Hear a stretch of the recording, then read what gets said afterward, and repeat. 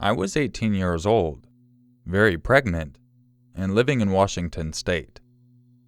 My piece of shit boyfriend, now ex, thank God, was living with one of his many girlfriends, while I stayed in the seedy Salvation Army in downtown Olympia. I hated living there, and was hunting relentlessly for a job. I finally found one deep in Hawks Prairie, and couldn't wait to start my training. However, after filing the necessary paperwork, I soon discovered that I would be scheduled to start work the following day at 5:30 a.m. The problem was, I didn't have a car, and the buses weren't running at that time. I was fucked, but I was determined, so I made the foolish decision to walk there. At 1 a.m., I left the shelter and began my long and strenuous walk to Hawks Prairie. I had foolishly told no one of my night escapade. Looking back, I realized just how stupid I really was.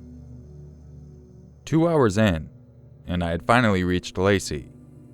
My already sore and blistered feet were screaming, but I trekked on into the night. I finally came across the point in the road where the streets were lined with lights. "What the?" I whispered to myself, as I heard a loud, heavy bang up ahead. There were 2 trash cans underneath the flickering streetlight. Maybe it's just animals, or tweakers, I thought to myself. As I walked closer to the trash cans, the banging grew louder. I started to walk, slower, and was a little freaked out at this point, especially when I caught a glimpse of something shining in the light, smacking the sides of the trash cans. It was then I realized what I was hearing. A large man, wearing a heavy black trench coat, was banging a set of crutches over and over against the trash cans. He was muttering softly to himself as he continued to strike them. He stopped to flash me a creepy grin, and suddenly froze in place, watching me. I gave him a nervous smile back in return, while I briskly walked past him, his eyes burning into my backside. I felt like my heart was going to beat out of my chest. I didn't look back. I didn't need to. Oh fuck no. I ran. I was so close to pissing myself. I could hear him behind me. He was beating the trash cans even harder now, cackling into the night. I ran until I almost vomited from fatigue. I found myself resting at a nearby hospital in the ladies' bathroom before I restarted my journey. 6:30 a.m. I was feeling defeated, exhausted, and was on the brink of tears when I finally made it to work. Thankfully, it turns out that my schedule had been rearranged and I would be starting at a later time. I burst into tears and told the secretary last night's ordeal. She hugged me, gave me something to eat and some money for a bus. I was so thankful, and happily climbed aboard when it arrived, sinking into the soft carpeted seats. The doors of the bus suddenly flung open, and I instantly froze in disbelief. The crazy fucker from last night had awkwardly made his way onto the bus, holding his crutches, staring at me, and I'll never forget those eyes. His eyes were fucking red hot, bloodshot. No, they were blood fucking red. He looked like a homeless Satan as he continued to stare at me and slowly make his way into the back of the bus. I got off the bus immediately. My story does not end there, however.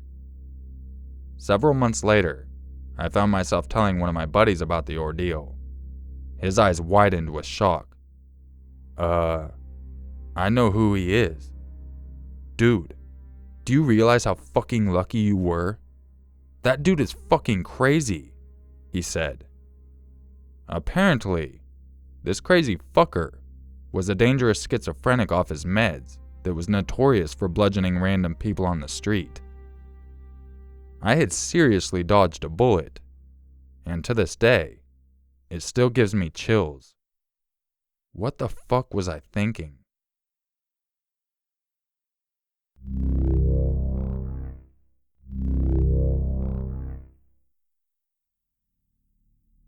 I was 7 years old at the time this happened, and lived in a fairly rough neighborhood.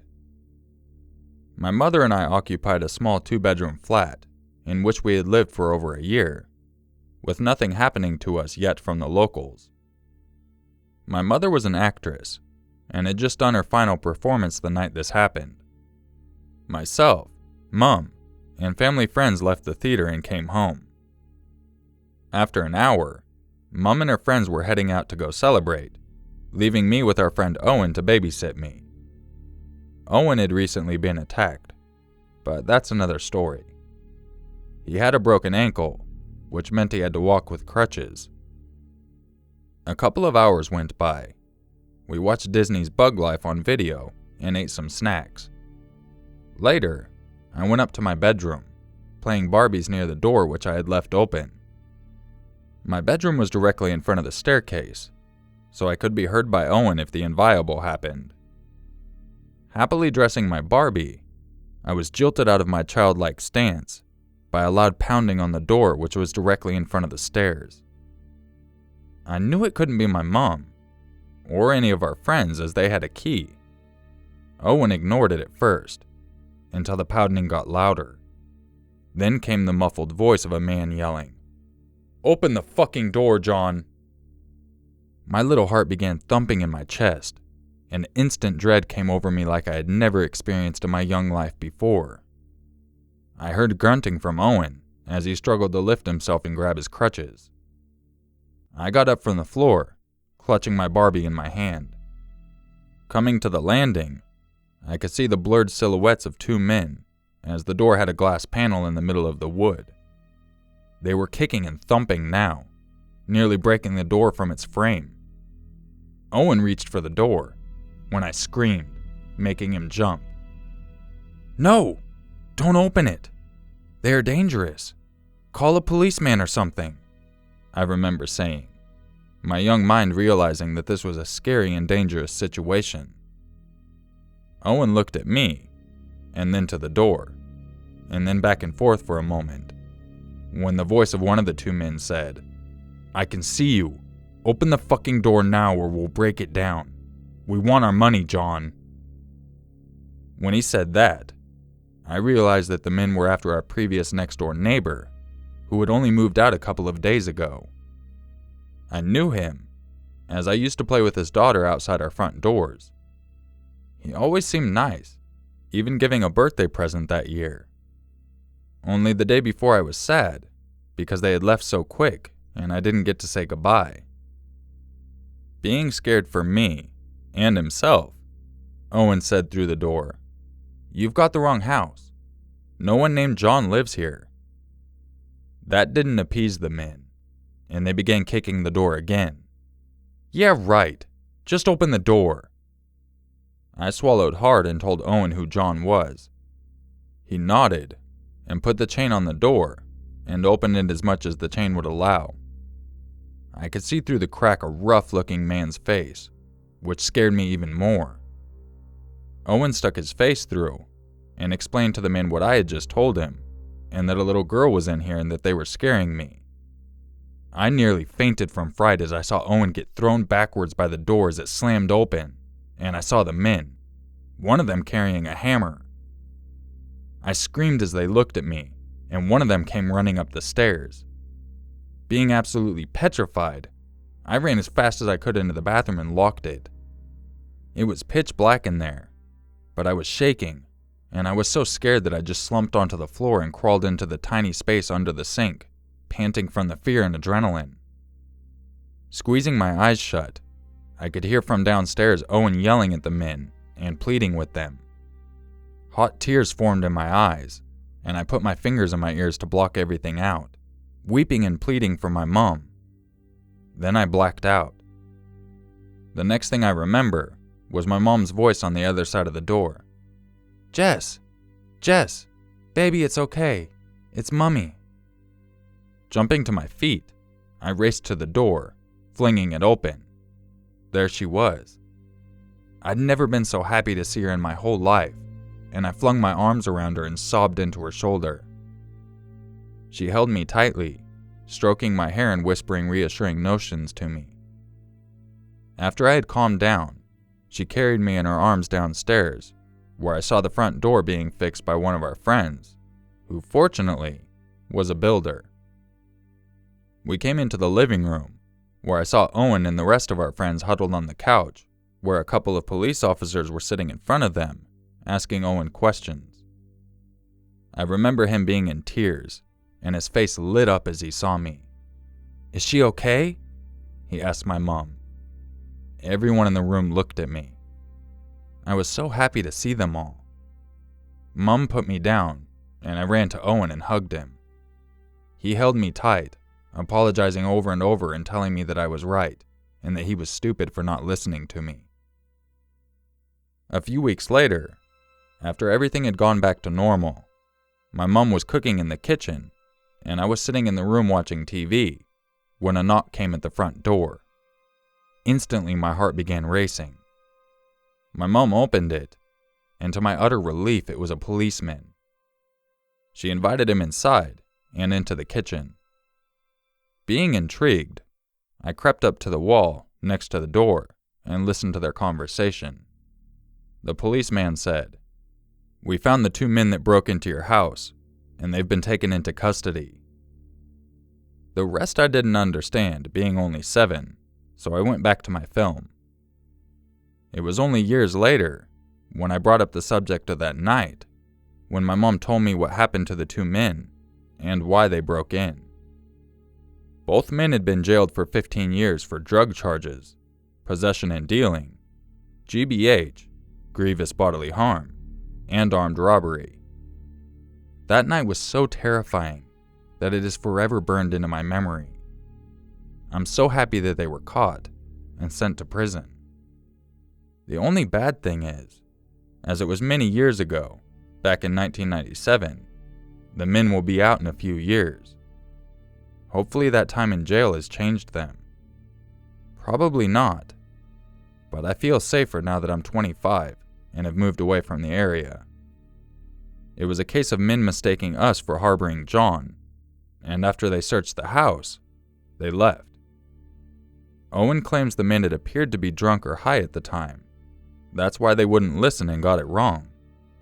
But they left me with a story to tell.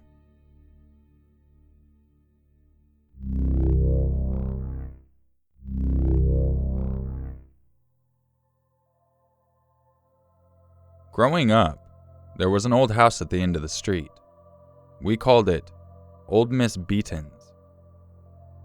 We heard stories about what had happened to the owner of the house. A long time ago, around the time I was a baby, there was a murder in the house. Miss Beaton was an old lady who lived alone after her husband had died. One night, a few teenagers broke into her house, and she caught them during the act and was beaten to death. Soon after, the teenagers were caught and sent to jail. Miss Beaton had no family, and the house was not well kept. So with time, the house became a mold-filled, rotting, overgrown yard shell of a house. As kids, we would always stay away from it. But as we grew older, around 12, we got curious about what was on the inside. Myself and 2 more friends decided to brave the house one day. I'd like to say it was a bright, sunny day, but it was a dark and gloomy day. The forecast had called for rain, and it looked like a good storm was on its way. After lunch, we all met up and made the choice that today was the day. We snuck into the back through the path we found. The door was off its hinges, the paint was faded and chipping off. As we got closer to the house, we could smell the stench of stale air and mold. There wasn't much light, so we never went into the basement. The kitchen was filthy, mold all over the walls and cupboards, and the sink was sunk into the rotting counter. Old wrappers were crumpled on the floor.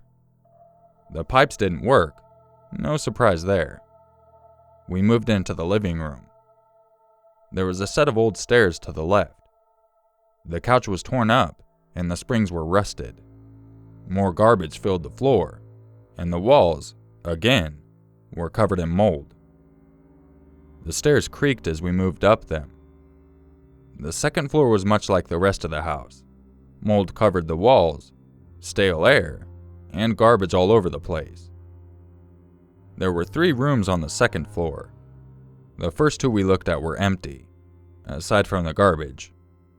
The last room, which faced the street, had an old mattress in it. A torn blanket and some old candles were on the floor. There was less garbage in this room. We didn't get too much of a look in this room, as we heard the thunder clash in the sky above. Being kids, that was just too much for us, and we made haste out of there. We ran to my house, and made it in there just as the rain came down in buckets. The storm was really bad that day, so my friends were able to spend the night. Being summer, we didn't have a set bedtime, and were up late playing video games. The storm lasted for hours. For some reason, I can't remember why, but I looked out my window into the dark street. At the end of the street, the light was on the second floor of old Miss Beaton's house, the room facing the street. I told my friends, who were still playing. They paused it and came over to look at the window. After a few seconds of all of us just watching, the light went out. We didn't know what to think. We figured it was a homeless person staying in there to get out of the rain. We never thought much of it after that. We went back to playing our games. The rain slowed a bit after midnight, with the occasional flash of lightning and distant thunder. I peeked out the window again, and the light was still off. Around 1 a.m., we were getting tired and started getting ready for bed. I was laying in bed and was having trouble sleeping that night. We live in an old house, so I was used to the house settling, with its creaks and sounds at night. This night was different. After about 30 minutes, I heard it. Coming from the roof. At first I thought nothing of it. My room is on the second floor, and it was most likely a tree or something. Then I heard it again.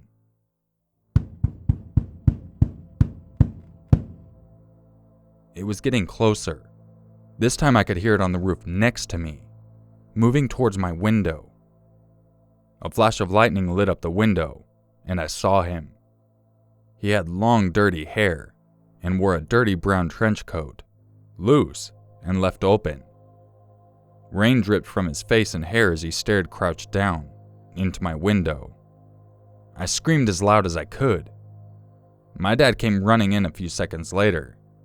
He slammed the door open, and the man outside must have been caught off guard, because we heard a loud thump, followed by a rolling, then a crash. My dad ran outside screaming for my mom to call the police. We heard the door slam open, and a struggle. We tried to look out my window, but the roof blocked our view. After a few minutes, we see the red and blue lights from the cops. My mom told us to stay in the room while they talked to the police. Then we saw the man being taken away in handcuffs. After that, the cops wanted to talk to us a bit. We told them what had happened. It turns out, the man was wanted for some murders. He was homeless, but drifted a lot. They figured he was squatting in the old house. He was there when we went in that day, most likely hiding in the basement as he had seen us coming. When they searched the basement, they found several candles and knives in the basement. Soon after that, the house was torn down. A few people from the neighborhood decided it was for the best and did the work themselves. Now, an empty dark lot is there, overgrown with weeds and bushes. Every time I walk past, I think of that night and the man who came to my window.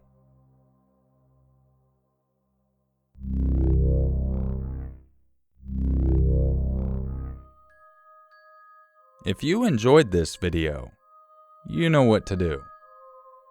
If you would like a chance to have your story featured in an upcoming video, make sure you check out the description for information on how to submit your stories. I hope you all had a wonderful weekend, and I'll catch you in the next video. And just remember, it's always scarier if it's true.